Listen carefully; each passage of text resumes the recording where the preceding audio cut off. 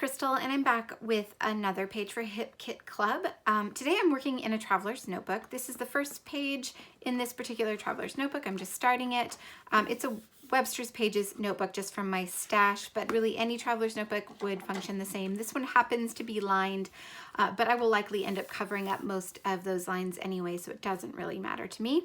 Our assignment for today was to do something with stitching and also something monochromatic. So I originally thought I was going to print a black and white photo to go with some of the pinks or the peachy pinks that are in the July kits, which are what the kits that I'm using. But then I saw this photo, which was taken the beginning of last month, beginning of July, and it's very monochromatic. So it was early morning at the beach. The light was very blue. All the photos from that morning are very blue in tone. So I thought, why not go with that? Why not play with that and pull some of the blues from the kit? So there were quite a few. I've already gone through all 3 of the die cut packs that we received in the kits this month and pulled out all of the blue and kind of tealy blue things. I pulled out some papers as well that are in tones of blue. Some of the white thickers, although I'm not sure if I'll use those or something else for a title. A couple of the Project Life cards and some of the other embellishments that also had lots of blues in them. So that's where I'm starting. I'm just going to kind of play around, and I don't have a real plan in place just yet, but I will just see what happens. So I'm going to start by just playing around with some of the papers that I've pulled out. I have a few little bits of scraps from other projects that I would like to include, but I'm not sure really what I want this page to look like. I just know that I want there to be lots of blue. So right now I'm just kind of playing around with everything, seeing what works best, what I like best. I'm really liking that kind of painterly background paper from Pinkfresh Studio, the part with the blue kind of paint splotches on it. I'm really liking that as a background for the right side of my notebook. So I'm cutting that down to size, just making sure I have the right dimensions for this notebook. And I'm going to cut that down and use that to cover the entire left-hand side of the spread. So now it's just a matter of what I want to put on the right side. So the back of that paper was this really gorgeous kind of tile looking blue pattern. So I thought I would use some of that behind my photo. For a second I thought I might want to cover up the lines with a solid white sheet, but it really didn't make that much difference to me, to my eye, so I just decided to go with the stripes, and then that cuts down a little bit on the bulk in this notebook when it's all said and done. All right, now I'm just going through the die cuts that I had pulled out. These are just all of the blue and bluish die cuts that I could find in the 3 packs, and there are quite a few, and they work really well together. So I've got some that are exclusive to Hip Kit Club, and I've got some that are from the Pinkfresh Studio pack that we got in the kit, and they all just work really well. So I'm really excited about how this is going. I decided to use this fairly large die cut from Pinkfresh Studio as my title, but I'm going to back it with one of the papers just to give it a little bit more weight on the page and to bring in a little bit of that pink color, just because there's a little bit of pink in the background paper that I used. I want it to not look out of place, so this adds just a little bit more pink. And then I decided to stitch around the whole thing.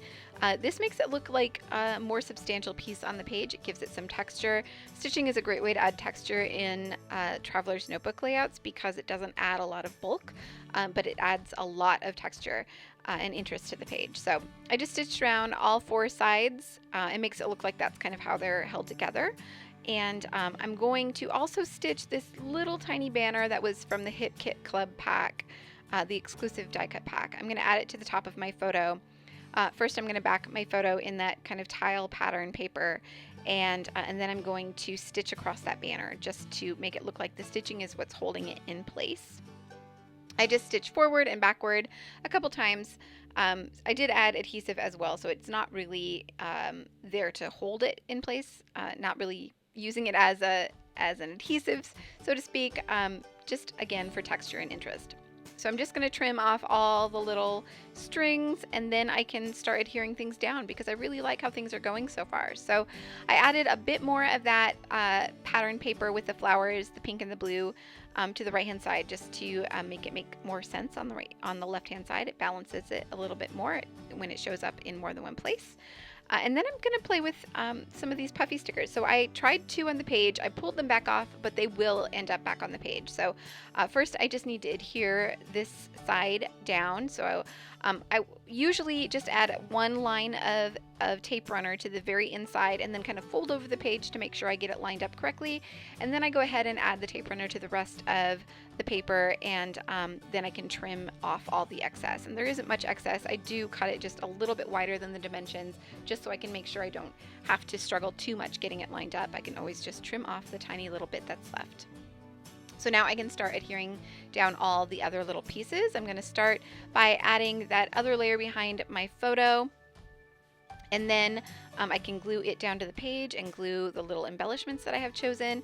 I did add one of those little umbrella looking embellishments from the Hip Kit Club pack to the very bottom of that photo. You can't really see the whole thing. I'm not sure if you can tell it was meant to be an umbrella. But I like the little pop of dark blue that it adds to that corner of the page. And then I can do the same thing to my title side of the page, just using my tape runner to adhere everything down, making sure it's somewhat aligned on the page. I want it to at least look like it was put where it is intentionally. And then I go back to those puffy stickers and add the little tab to the right hand side, and then just a little arrow to the left hand side. And that is nearly it for this page. I'm going to add 3 little enamel dots. I have 3 blue ones left in this pack, so I'm just going to go ahead and get them on the page. I tried to add them on both sides, but it just didn't look right to me. I couldn't get it to look balanced, so I end up adding all 3 to the right hand side, and I like the way that looks much better. And then I decided to add some splatters. So I pulled out the Lindy Stamp Gang mist that we got in the color kit this month, and decided to add just a few splatters. And the mistake that I made is just trying to use the wand that comes in the bottle instead of getting out a smaller paintbrush, and the splatters end up being way too big, but they're on the page and there's nothing you can do about it now, so I just go with it. If I had it to do over again, I would get out a small paintbrush and just do much smaller splatters on the page instead of these large ones, but it's fine. It still looks okay, and I like the addition of the splatters either way. So here are some close-ups. Thank you so much for watching. I hope you found some inspiration here today and that you enjoyed this video. Be sure to check out all the links below, and I will see you all back here again very soon.